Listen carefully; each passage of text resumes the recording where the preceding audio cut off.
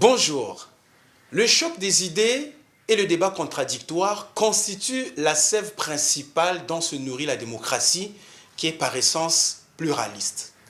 Après avoir reçu le secrétaire général du Parti congolais du travail, décryptage, à défaut d'être une émission à contradiction directe dans un style de face à face, donne la parole aujourd'hui au premier secrétaire de l'Union panafricaine pour la démocratie sociale, l'UPADS, M.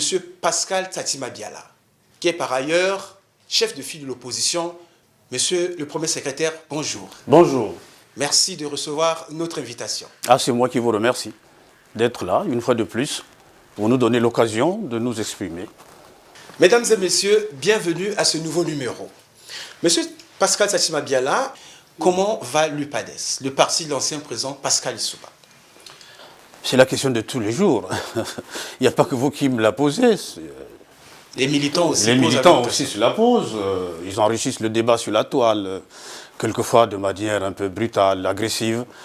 L'UPADS se porte comme aujourd'hui la plupart des partis de l'opposition, avec les difficultés qui sont les nôtres dans le financement de leurs activités. Mais l'UPADS essaye au moins de sortir de l'eau. Des partis de l'opposition qui sortent de l'eau. Pourquoi? Mais parce que nous avons une représentation dans les institutions, dans les conseils locaux, au Parlement. Et donc, je ne dis pas que l'UPADS se porte comme le Pont Neuf, mais l'UPADS n'est pas à terre non plus. Il y a quand même une dichotomie entre le poids réel de l'UPADS et le nombre d'élus. Alors, comme l'impression que le bastion électoral que vous aviez à l'époque, s'est effrité. Hein? Bon, d'accord, il y a cette critique, mais nous voulons...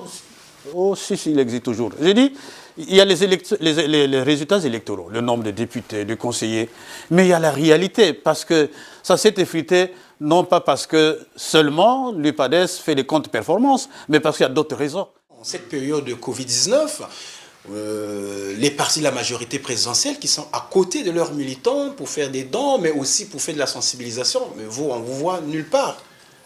Ils ont les moyens de la visibilité. Tout ça, c'est de l'argent. C'est ça le fonctionnement. Ils ont les moyens de la visibilité. Pourquoi il n'y a que le PCT qui apparaît? Et les autres partis, non, pourquoi? Et vous, les responsables des médias, il faut bien vous poser la question. Aujourd'hui, il y a un déséquilibre total. C'est pour ça que le jeu démocratique est faussé. À côté d'un parti super puissant qui détient tous les leviers économiques, financiers, l'administration, tout, et l'autre parti qui n'ont rien du tout. Et avec ce rien du tout, essaie de subsister. Et je crois que c'est ça qu'il faut féliciter. Il faut le féliciter d'ailleurs. Nous sommes à 7 mois de l'élection présidentielle. On ne parle presque pas du congrès au sein de l'UPADS. Est-ce que le candidat va s'autoproclamer ou bien le processus est mis en place pour aller vers le congrès? Nous allons tenir, vous savez, le candidat ne se désigne pas qu'au congrès, aussi au congrès. C'est peut-être le lieu, le moment le mieux indiqué. Mais il nous est arrivé de désigner le candidat de l'UPADS à cette élection majeure sans passer par le congrès. Vous ferez la même chose? Si, à défaut de tenir le congrès avant, si d'aventure, le débat en notre sein conclut qu'il nous faut un candidat. Nous avons sous-pesé le bien, le mauvais. Et là, vous parlez du débat avec tout le monde Le débat à l'intérieur du parti. Parce qu'il y a ceux qui se sont un peu mis à l'écart. Les autres partis? Non, les autres membres du bureau, du secrétariat permanent du bureau de votre parti, notamment votre numéro 2. Il y a des gens qui se sont mis un peu à l'écart. Est-ce que quand vous parlez du débat, vous allez rassembler tout le monde? Bien sûr, bien sûr. Écoutez, dans une famille, s'il y a un enfant qui s'exclut de lui-même, que voulez-vous que papa fasse? Il va le chercher. Et oui, mais quand il a tenté de le chercher, il ne revient pas à la maison, on fait quoi? On ferme la maison et on met tout le monde dehors? On attend que demain, lorsque les meilleurs sentiments l'habiteront, il reviendra. Surtout qu'il n'a pas été empêché de revenir. Et je vous assure, et je vous dis la main sur le cœur, tel que vous me voyez, je n'ai rien fait pour empêcher qui que ce soit d'être là où il devait être au sein du parti. Ça, je mets au défi quiconque viendrait pour dire c'est à cause de Tsatima Biala, c'est à cause de son secrétariat permanent que moi je suis aujourd'hui en dehors du parti. Maintenant, il y en a pour des raisons qui sont les leurs. Je ne peux rien. La vie politique, c'est aussi comme ça. Écoute, il y en a peut-être qui ont... Ça affaiblit le parti? Ça affaiblit le parti. Ça affaiblit le parti. Parce que c'est une soustraction. Le parti, ça doit être une addition. Et nous en souffrons, bien sûr. Et donc, si nous devons avoir un candidat à cette élection, parce que là, le débat aussi est en cours. Aurons-nous un candidat? Point d'interrogation. Si oui, comment nous le désignerons? C'est ça le débat. Nous avons un Conseil national qui se tient avant la fin de l'année, qui est le Conseil national, c'est une instance importante qui peut prendre des décisions en lieu et place du Congrès. Justement, M. Tsatima Biala, parlons toujours de vous, mais un peu de façon, les rapports que vous avez avec les autres membres, les autres leaders de l'opposition, je suis Mathias Nzan, Claudine Mounari, on a vu que depuis un moment, la distanciation a été assez importante quand même. Est-ce que vous réduisez quand même cette distance avec ces leaders de l'opposition, Paulé Makaya? Vous savez, dans le microcosme politique du Congo, les oppositions, les opposants, ils s'en créent tous les jours. Mais je peux vous affirmer une fois de plus que notre volonté est inébranlable. Nous voulons nous rapprocher de tous nos frères, de tous nos camarades de l'opposition pour construire une grande opposition. Une grande opposition. Là aussi, je dis, il faut que les chemins se croisent. Ben, s'il y en a qui prennent la distance, nous avons construit une stratégie, j'ai dit nous, la plateforme dont je suis le président, c'est de considérer la démocratie comme étant un jeu. Et ce jeu, on le fait à l'intérieur des institutions. Il y a un président qui est élu, peu importe la manière dont il a été élu, mais il est élu. C'est un fait maintenant qu'il faut prendre. Il y a des institutions, et nous sommes dans ces institutions. Donc pour nous, ceux qui pensent comme nous, ils sont avec nous. Mais ceux qui ne reconnaissent pas le président, ceux qui ne reconnaissent pas les institutions actuelles, qui sont toujours dans le débat... Qui pensent que vous êtes des vendus, vous avez été nommés. On va revenir. Qui pensent que le débat, c'est toujours regarder dans le rétroviseur. Et tant qu'on n'a pas réglé la question électorale, la question électorale, on ne peut pas avancer. Nous, on a avancé. Et avec moi, Yuki, président Koulila, qui a été un très bon candidat, qui est sorti deuxième, et qui, comme nous, a regardé dans la même direction. Et nous sommes en très bonne confiance avec lui. Les autres, je crois que les choses sont en train de bouger. Peut-être que vous ne suivez pas, c'était encore discret. La distance n'est plus aussi grande qu'elle était hier. Maintenant, on se fréquente. Je peux voir Mme Minari, je vais chez M. Nzon, je vais chez tout le monde. Je ne cite pas ceux chez qui je ne parle pas. Ça n'a pas de sens. Donc, l'opposition telle qu'elle est décriée, je pense qu'elle commence à donner un peu de, j'allais dire, du lest. Donner du lest pour que cette insulte qui nous colle à la peau, ils ne sont pas capables de se mettre ensemble, ils ne sont pas capables, Nous voulons peut-être prouver, je ne dis pas demain, mais nous voulons que dans les toutes prochaines semaines, dans les tout prochains mois, que nous essayons de relever ce défi. C'est aussi un héritage. Que nous pourrons être ensemble, une photo de famille, à côté de Mnari, à côté de Nzon, à côté de Mirassa, à côté. Pourquoi pas? Cela, je ne dis pas est en voie, mais pourrait être en voie. Nous le faisons. Mais autour de quoi? Vous savez, l'opposition, il faut qu'elle se bâtisse autour de quelque chose. Si nous arrivons à trouver un consensus qui peut fonder notre opposition, le rapprochement, notamment, vous l'avez dit, j'ai bien compris, la gouvernance électorale, sur laquelle tout le monde est d'accord. Et c'est justement ce cheval de bataille que nous avons enfourché pour essayer de faire ces rapprochements, parce que tout le monde est convaincu que si nous ne réglons pas la question de la gouvernance électorale, le pays risque encore d'aller dans les désordres. Et ça, tout le monde est d'accord. Depuis le mois de mars, le Congo fait face à une crise sanitaire, une grave crise sanitaire, due à la pandémie du coronavirus qui sévit dans le monde entier et particulièrement chez nous. Vous êtes leader de l'opposition, chef de file de l'opposition. Est-ce que vous êtes satisfait aujourd'hui de la manière dont la crise est gérée, c'est-à-dire la prise en charge des malades, le dépistage et tout? Est-ce qu'aujourd'hui, vous, à l'opposition, vous êtes quand même satisfait et vous soutenez l'action du gouvernement? Très bonne question. La manière dont la crise a été gérée pose pas mal de problèmes. Vous savez, on en entend. Si vous promenez votre micro-baladeur dans la rue, vous en entendez des choses. La transparence. Et quelquefois, on est surpris d'apprendre qu'il y a telle décision qui a été prise, incompréhensible. Mais il arrive parfois en tant que député, vous êtes associé, vous êtes au courant de certaines choses en tant que député. Vous avez participé à l'adoption de certaines mesures, l'état Vous savez, d'urgence. moi j'ai deux casquettes. Je suis député, c'est vrai. Vous savez qu'aujourd'hui, l'Assemblée nationale fonctionne un peu, un peu à minima. Ce n'est plus la grande assemblée, hein, c'est à minima. Mais je mentirais si je dis que je ne participe pas, je participe. Mais il faut ouvrir le débat. Le débat ne s'arrête pas à l'Assemblée. Le débat, il doit être un débat. Vous voyez, le gouvernement, pendant cette période, le gouvernement n'a invité les partis politiques qu'une seule fois. Qu'une seule fois. C'était à l'auditorium du ministère des Affaires étrangères. Une seule fois. Vous savez combien de fois, en France, il faut faire un parallèle, combien de fois le président Macron lui-même, le Premier ministre, combien de fois nous avons eu des rencontres avec les partis politiques pour échanger, pour donner des points de vue. Parce que si nous, on est représentés à l'Assemblée nationale, mais tous les partis ne le sont pas. Et ces partis, donc, participeraient de quelle manière à ce débat? Alors qu'ils sont disponibles, à porter aussi. C'est un fait majeur. Je dis, pendant les moments de crise, comme pendant les moments de guerre, c'est là que la République doit se retrouver, que la République doit être ensemble.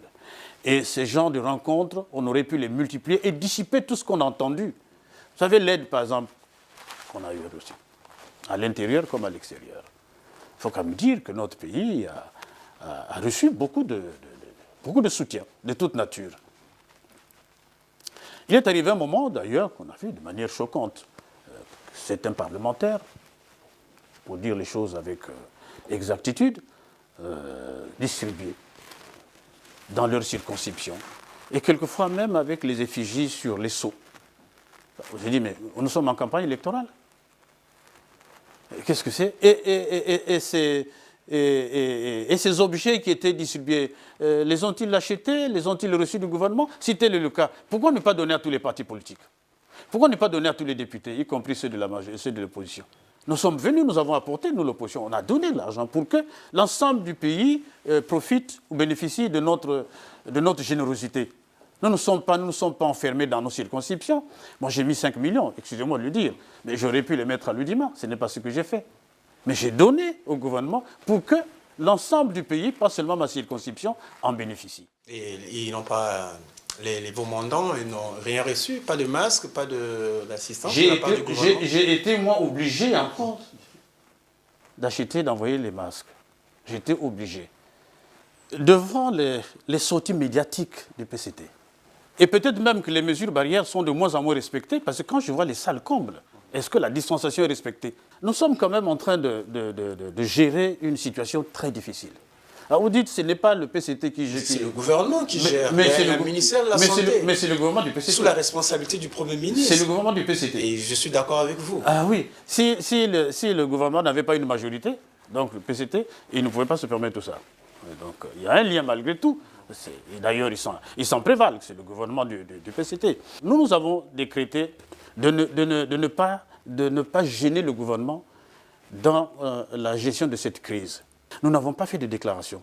Quand nous en avons fait, c'était pour suggérer. Et vous avez vu comment nous sommes comportés. Nous avons également abondé le fonds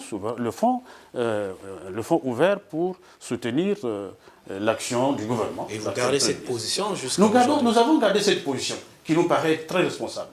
Et nous avons dit, et c'est ça aussi la République. Pendant les moments difficiles, il faut se mettre ensemble. C'est l'union sacrée. D'accord. Alors, nous allons peut-être avancer et pour terminer aussi, on va parler de la politique pure. Donc, nous avons à l'horizon l'élection présidentielle de 2021, peut-être dans 7 mois. Les partis de l'opposition comme de la majorité, puisque vous constatez qu'à la majorité, il y a une espèce, vous dites qu'ils sont dans une campagne déguisée. Et vous, comment vous préparez sur l'ensemble de l'opposition? Ceux qui sont au moins sur votre plateforme, on a vu peut-être le président Kolela s'est déclaré, bon, vous, on n'a pas encore entendu, mais il y a quand même des voix qui s'élèvent au niveau de l'opposition pour dire qu'ils seront candidats. Comment ça se prépare chez vous? C'est toujours en rang dispersé ou bien... Vous savez, pour aller à une élection, je crois qu'il faut dire les choses plus sérieusement. Pour aller à une élection, il faut que les conditions d'une élection libre, juste, équitable soient réunies. J'ai entendu, il y a des chefs des partis d'opposition qui se sont déjà déclarés. c'est bien. C'est une question que chacun prend, son âme et conscience. Mais nous avons un débat, je crois qu'il y a un débat préalable. Moi, j'insiste sur ce débat préalable. Pourquoi? Mais parce que la question de la gouvernance a produit les effets de 2016, des morts. Mais vous avez eu 4 ans quand même. Que nous avions. Et à l'Assemblée nationale et peut-être dans les autres plateformes de discussion avec la majorité présidentielle, vous avez eu 4 ans pour régler tous ces problèmes. Pourquoi ça revient à le problème de la gouvernance électorale? C'est la question qu'il faut poser à la majorité, ce qui n'est pas réglé. Vous ne me dites pas, mais pourtant ça a été réglé. Vous auriez pu me dire, mais de quoi vous parlez? Mais ça a été réglé. Donc pendant 4 ans, à parler de ça, et pour ne pas savoir les résultats que nous attendons. Nous sommes les seuls pays à la traîne aujourd'hui en matière d'organisation des élections. Je vous assure, notre pays, à la tête, le président Sassou, avec ce qu'il montre à l'extérieur, la question du corps électoral, elle est essentielle. La question de l'organe qui est chargé d'organiser les élections, qu'on appelle chez nous la CNI, elle est essentielle. Si vous n'avez pas un fichier électoral fiable, sur lequel vous êtes tous mis d'accord, il n'y aura pas une bonne élection. Et s'il n'y a pas une bonne élection, il y a des contestations. Et s'il y a des contestations, il y a trouble dans le pays. Vous êtes très sensible à ce genre de questions. Déjà, quand on a lancé les opérations préparatoires du recensement général de la population, vous étiez très, très sceptique. Non, je n'étais pas sceptique. Non, c'est nous qui avons demandé. Là aussi, il faut bien expliquer. C'est nous qui avons demandé qu'on organise maintenant, demander qu'il y ait un recensement général de la population et de l'habitation. C'est nous qui l'avons demandé en débat à l'Assemblée nationale. Mais non, on a lancé l'opération en pleine crise. Mais on lance l'opération malheureusement en pleine crise. Ben, il faut savoir si on veut de la santé des Congolais ou bien simplement on a besoin du recensement général de la population. À ce moment, la santé de la population des Congolais primait sur cet autre objectif. Il fallait donc surseoir. On n'a pas dit qu'il fallait ne plus faire le recensement général de la population. Nous en avons besoin. Et le corps électoral, justement, dépend. Le bon corps électoral dépend justement des résultats du recensement général de la population et de l'habitation. Nous avons dit, mais qu'est-ce qu'il y a? Le président lui-même a dit, restez chez vous. Rien ne se fait pendant cette période. Et pourquoi il y a des agents recenseurs qui passent? Qu'est-ce qui se cache derrière? J'apprends qu'on pourrait peut-être avoir une discussion, appelons ça une concertation sur le corps électoral, peut-être pour faire encore comme le recensement de la population et le recensement du corps. Mais la révision du corps électoral ne peut se faire que sur une matrice crédible, que personne ne conteste. À ce moment, on fait la révision. La révision, c'est simple. C'est un jeu de quelques jours. Mais il faut avoir une matrice. Et cette matrice, nous ne l'avons plus. Celle qui est là date de 2014, qui est contestée. Mais les temps vous est compté, on est à moins de 7 mois, sauf si on revient à votre proposition, mais demander à la majorité de donner une transition. Quand j'ai entendu non, on ne peut pas parce qu'il y a la Constitution qu'il faut respecter. La Constitution. Il faut respecter la Constitution. C'est ça, oui. C'est l'argument massue. Hein. Je me dis, mais ça m'a bien là, mais enfin, ça ne va pas. Il y a la Constitution, nous devons respecter la Constitution. Oui. Merci. Attention, la paix, la stabilité d'un pays. La paix d'un pays. Je ne parle pas de la stabilité où il y a beaucoup de choses là-dedans. Mais la paix d'un pays vaut plus que tout. On peut retarder de 2 jours, de 3 jours, mais si c'est pour conserver la paix, la quiétude dans notre pays, et puis cette violation de la Constitution qu'on rabâche tous les jours, violation, nous sommes respectés de la Constitution, ils ont une lecture sélective de la Constitution. Ils défendent ce qui les arrange. Ça les arrange, on peut respecter. Prenez l'article 106 de la Constitution. La respecte-t-il? Entre autres, je n'ai pris qu'un élément. Moi, j'ai pris la Constitution. L'article 106, je vais lire devant la caméra. L'article 106 de la Constitution. Entre autres, pendant l'exercice de leurs fonctions, le Premier ministre, les autres membres du gouvernement ne peuvent par eux-mêmes ou par intermédiaire acheter ou prendre en bail les biens appartenant au domaine de l'État et des collectivités locales. Toujours l'article 106 en son 3e alinéa. Ils ne peuvent, à titre onéreux ou gracieux, acquérir ni pour leur compte, ni pour le compte de tierces personnes, les résidences de fonction mises à leur disposition. Je referme ça. Et qui respectent la Constitution. Peuvent-ils me dire que cet article est respecté? C'est la Constitution. Donc on ne doit pas avoir une lecture sélective. S'ils nous démontraient qu'ils sont respectueux des règles constitutionnelles, tout ça serait respecté. Allez regarder au camp Clairon, à Bakongo, les maisons dites sociales qu'ils ont construites. Quels en sont les acquéreurs? Peut-être qu'il faut qu'une commission travaille dessus. Oui, je dis, mais je vous dis, allez regarder, mettez en place une commission, même vous les journalistes d'investigation, allez voir. Il n'y a pas que l'enquête parlementaire. Ça aussi, c'est la Constitution, non? Et pourquoi ils ne tiennent qu'à ces dispositions du mandat impératif du président de 5 ans? Et on n'a pas dit qu'on va violer la Constitution. C'est un accord politique obtenu au cours d'un dialogue. Et c'est le point que vous voulez amener au dialogue de Martin Berry, le secrétaire permanent du Conseil national. Mais c'est un point, par exemple. Mais oui, c'est un point. Mais on ne peut pas décider comme ça. C'est un dialogue où les forces vives se retrouvent pour constater qu'il y a impossibilité en 2021, premier trimestre, d'organiser une élection qui ne soit pas contestée. Le problème, c'est quand j'écoute les gens dire Sadji Mabiala demande le report de l'élection. Non, c'est une conséquence de cela. Ça devait être une conséquence. Le problème, c'est qu'on fait d'abord l'état des lieux. Est-ce qu'on peut aller à des élections crédibles?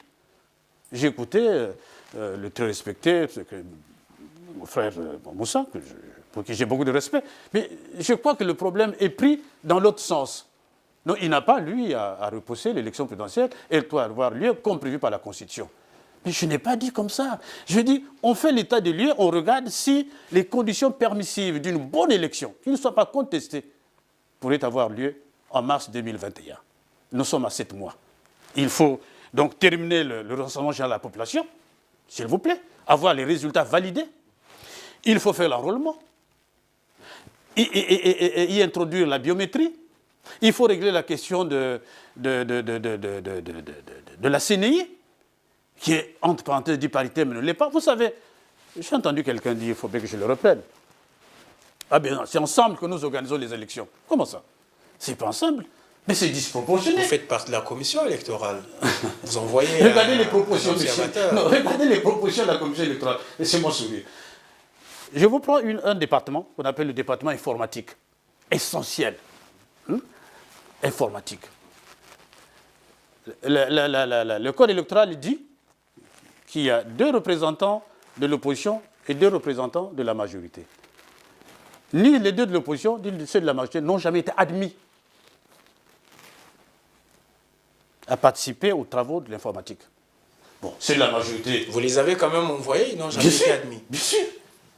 Ceux de la majorité, bon, de toute façon, ils sont tranquilles.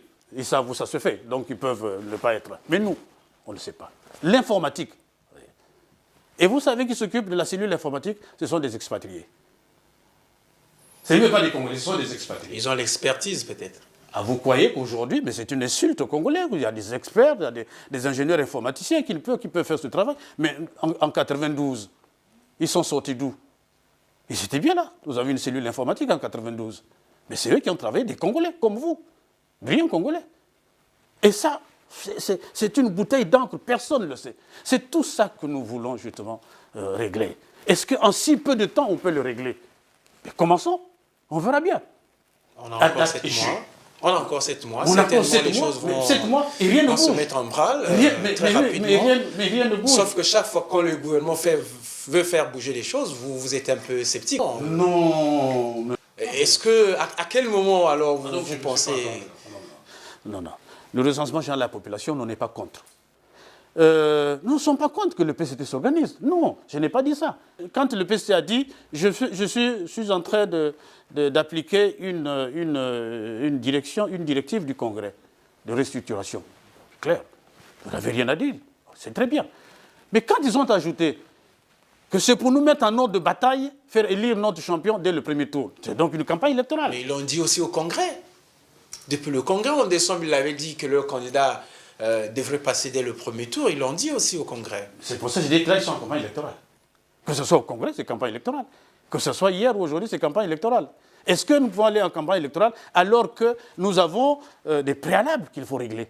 Et des importants préalables qui doivent prendre du temps et dans le débat contradictoire avec les autres. Et nous sommes là pour apporter notre petite expérience aussi de ces questions, parce que nous y sommes depuis un moment. C'est ce que nous demandons. Donc une bonne gouvernance électorale, simplement. Si ces questions sont réglées, nous avons, en 2016, nous avons reconnu les résultats du président Sassou. Donc celui qui parle, ce n'est pas un radical, ce n'est pas quelqu'un, ce n'est pas un Vataga. Nous avons pris acte. Bon, c'est un euphémisme, ça veut dire quoi? Que nous avons accepté. C'était aussi pour flouer les militants qui étaient si chauds, il fallait dire prendre acte, et nombreux n'ont pas compris ce que ça voulait dire. Non, les militants de l'UPADES ne sont pas des imbéciles. Ils ont compris que nous avons accepté prendre acte, c'est ça. Mais de toute façon, même dans au sein des grandes organisations internationales, l'ONU, quand les élections ne sont pas très justes, mais bon, on dit bon, écoutez, nous prenons acte. Et puis voilà. Et au bout, c'est quoi? C'est comme une forme d'acceptation. Mais nous n'avons pas dit c'est bon, nous acclamons et nous avons reconnu. Nous avons dit nous prenons acte. Nous prenons acte. Au nom de la paix, au nom de la tranquillité du pays, nous prenons acte. C'est ça. Monsieur le Premier secrétaire, alors, donc, cette question, on va peut-être arriver à la... On n'a jamais eu assez de temps pour décrypter toutes les questions nationales, malheureusement. Mais peut-être que je vous donne une minute pour essayer de dire deux choses au public qui nous suit. Mais expliquer la proposition que nous avons faite, qu'elle soit critiquée, je veux bien, mais qu'elle soit comprise. Il faut critiquer ce que l'on a compris. On n'est pas d'accord, on n'est pas d'accord. Ce n'est pas la Constitution qui est en jeu. La Constitution, elle est violée tous les jours. La Constitution, si on devait le faire, c'est cette disposition qu'on suspendrait cette période. Il y a des pays qui l'ont fait. En face de nous, la RDC l'a fait. Ils ont reporté l'élection présidentielle. Jusqu'au moment où ils se sont accordés qu'il faut faire l'élection. Mais on n'a pas changé de constitution. Je n'ai pas demandé qu'on change de constitution. Je n'ai pas demandé qu'on viole comme ça impunément la constitution. Non, pas du tout. Quand j'ai dit ça, il faut me donner une minute. Au cœur, c'est le président Sassou. C'est le président Sassou. Vous savez, le président Lissouba, je ne sais pas si je suis un partisan, le président Lissouba, pendant ces 5 ans, il n'a eu de cesse de dialoguer, de discuter avec son opposition. Il a créé ce qu'on appelait le comité restreint, qui chaque fin du mois regroupait les éminents responsables des partis de l'opposition et de la majorité autour de lui pour regarder la nation, comment elle devait être gouvernée ensemble, au sein du comité restreint. Au début, nous en étions un peu, nous, ces partisans, mais qu'est-ce que c'est cette affaire? Il a dit c'est comme ça qu'il faut faire, les enfants. Parce qu'il y a d'abord la nation, et moi je veux la paix et la tranquillité dans ce pays. Dites-moi, combien de fois le président Sassou a reçu son opposition depuis qu'il est là? Jamais. Vous êtes le chef de file, hein? Moi, je ne suis pas de l'opposition. Moi, il m'a reçu une fois. Une fois, le jour que j'ai été reconnu comme chef de file de l'opposition, il m'a fait l'honneur de me recevoir. C'était la dernière fois. Mais je dis l'opposition, dialoguer. Regardez ailleurs comment ça se passe ailleurs. Le président de la République reçoit l'opposition, discute avec l'opposition, échange avec l'opposition. Et nous, les rares fois, non, il faut aller voir le Premier ministre. Non, ça, ce n'est pas le président de la République. Mais il y a des questions qui relèvent du président de la République. Pour dire la vérité. L'alternance est bloquée. Tant que le président Sassou est candidat et là, il n'y aura pas d'alternance. Ça, je vous le dis clairement. Elle est bloquée. Mais parce que tout est conçu pour que, aux élections, le président Sassou soit élu. Tout est fait. Ça, je vous le dis, regardez-moi. Mais vous aussi, vous ne faites pas quelque chose pour être élu aussi. On voit sur le terrain comment se déroulent les campagnes électorales. Non, je dis le système, mais bien sûr. Il y a des moments où vous dites, mais est-ce que finalement on ne fait pas le faire valoir? Il y a des moments où je me pose quelquefois ces questions. Excusez-moi de sortir ce que j'ai en moi. Est-ce qu'on ne fait pas le faire valoir? Parce que tel que le système est fait, pour lui, pour que lui soit toujours élu, il n'y aura pas d'alternance. Et le président Sassou a tout donné aujourd'hui. Nos pères fondateurs, dans la devise qu'ils nous ont laissée, unité, travail, progrès. Ils ont commencé par unité. Ils n'ont pas commencé par travail et progrès, unité. Donc c'est un préalable à tout l'unité. Le président Sassou, c'est bien. Il faut le lui reconnaître. Dans le cas de l'unité, plus que ses prédécesseurs, bien sûr, il a eu le temps. Il a eu les ressources. Bon, à son actif. Mais quand même, il faut le reconnaître, c'est lui qui a réussi à faire le maillage du territoire. Donc à réaliser l'unité physique. Un des éléments de cette unité dont parle le père fondateur dans la devise. Là, vous parlez comme un membre du PCT ou bien vous êtes réaliste quand même? Je ne parle pas comme membre du PCT, je parle comme un opposant, réaliste, comme un opposant qui voit les choses. Mais devant l'évidence, il n'y peut rien. On vous dit que c'est noir, vous dites non, c'est du rouge. Alors vous n'êtes pas normal. Ça, c'est une évidence. Et je dis, il a eu, pour lui, le destin, la chance d'être plus longtemps au pouvoir et d'avoir eu des ressources. Ses prédécesseurs auraient pu le faire. Lissouba est resté 5 ans. 5 ans sans ressources. Donc, je reconnais qu'au moins, il a réussi ce que moi j'appelle, dans ce jargon, l'unité physique du Congo. Aujourd'hui, les Congolais se connaissent, parce que l'unité, c'est aussi le brassage des populations. Hier, il fallait quoi? 1 mois pour partir de Pointe-Noire à atteindre Ifondo. C'était même inimaginable. Aujourd'hui, en 2 jours, 3 jours, vous pouvez le faire. Ça, c'est à son actif. Mais il lui reste quoi qu'il n'a pas fait? L'unité humaine du Congo. Et ce qui restera dans la conscience collective, ce n'est pas l'unité physique, c'est l'unité humaine, pour être plus clair. Il doit, pendant la période de transition, si on peut donner 2 ans pour refaire tout ça, et à son avantage, il aura donc à la fois réalisé l'unité physique et l'unité humaine qu'il peine à faire. Je lui dis, maintenant le PCT veut essorer le président Sassou jusqu'à la dernière goutte de sueur. Donnons-lui peut-être 1 an, 2 ans de transition, décidé au cours d'un dialogue. Ce n'est pas de Satima Biala, au cours d'un dialogue, si c'est 1 an, 2 ans, à la fois pour mettre en place un gouvernement d'union nationale, pour que les Congolais se regardent, ceux de la diaspora et ceux de l'intérieur, qu'ils se regardent. Et ça, c'est le grand mérite de Sassou. Et moi, c'est ce que je dis. Est-ce que quand je dis, je suis un homme du PCT, pour mes partisans, ils vont dire, mais voilà, ce type-là, on l'a acheté, il ne fait que le marché. Mais non, je dis la réalité, parce qu'au-delà du tout, croyez-moi, c'est d'abord le Congo. Merci beaucoup. Merci beaucoup. C'est moi. Merci. Chers téléspectateurs, nous sommes vraiment arrivés à la fin de cette émission. Vous savez, on n'a jamais eu assez de temps pour décrypter des questions d'intérêt national. Merci et à la prochaine occasion.